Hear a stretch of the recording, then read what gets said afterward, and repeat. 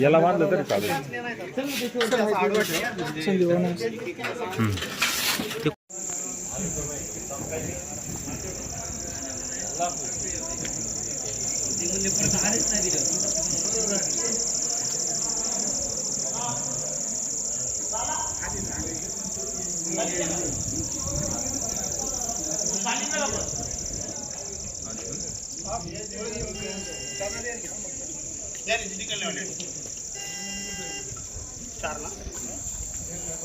उद्या 23 तारीख आहे आणि सकाळी 8 वाजल्यापासून मतमोजणी प्रक्रिया सुरू होणार आहे. त्यासाठी पुणे ग्रामीण SP ऑफिसकडून काही बंदोबस्त मिळालेला आहे आणि डिव्हिजनचा बंदोबस्त लावण्यात आलेला आहे.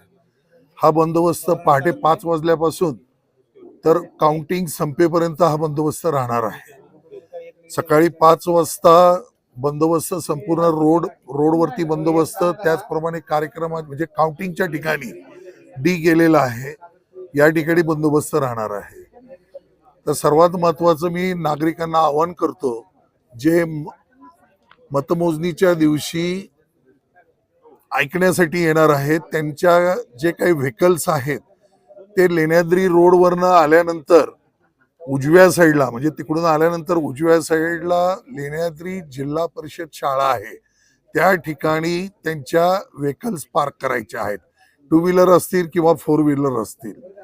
आता त्या पार्किंग जनतेसाठी ठेवलेलं आहे आणि जे वोटिंगसाठी मतदान मोजणीच्या प्रक्रियेमध्ये काम करणारे जे काही अधिकारी आणि कर्मचारी आहेत त्यांचं पार्किंग त्यांनी सरळ यायचं आहे. डी क्रॉस करून लेण्याद्रीचं जे पार्किंग आहे त्या ठिकाणी रेव्हेन्यू डिपार्टमेंटचे जे काही अधिकारी कर्मचारी असतील ते फक्त तिथं पार्क करणार आहेत.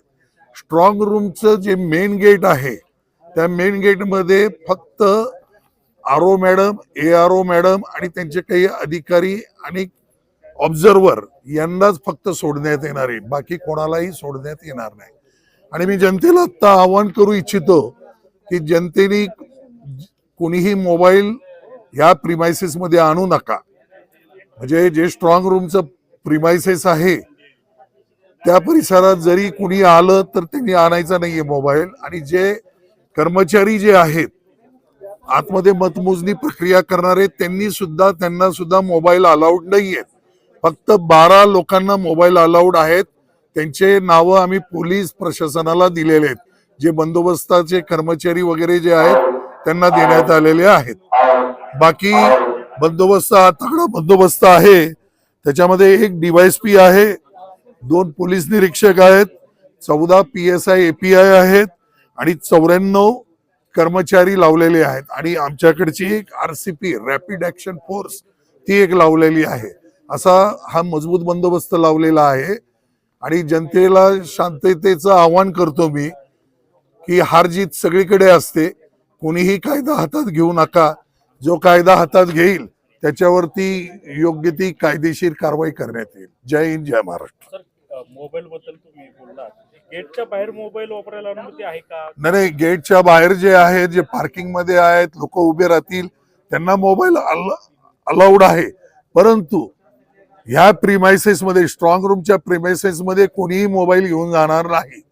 या सक्त सूचना पोलीस कर्मचाऱ्यांना व अधिकाऱ्यांना देण्यात आलेल्या आहे. लेण्याद्री पार्किंग पासून पायी यायचं सर्वांनी. हो, अगदी बरोबर आहे.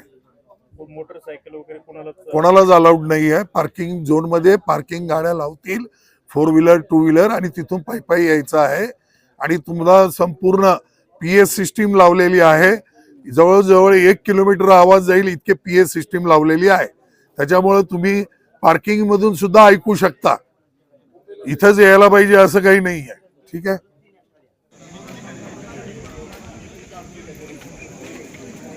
काय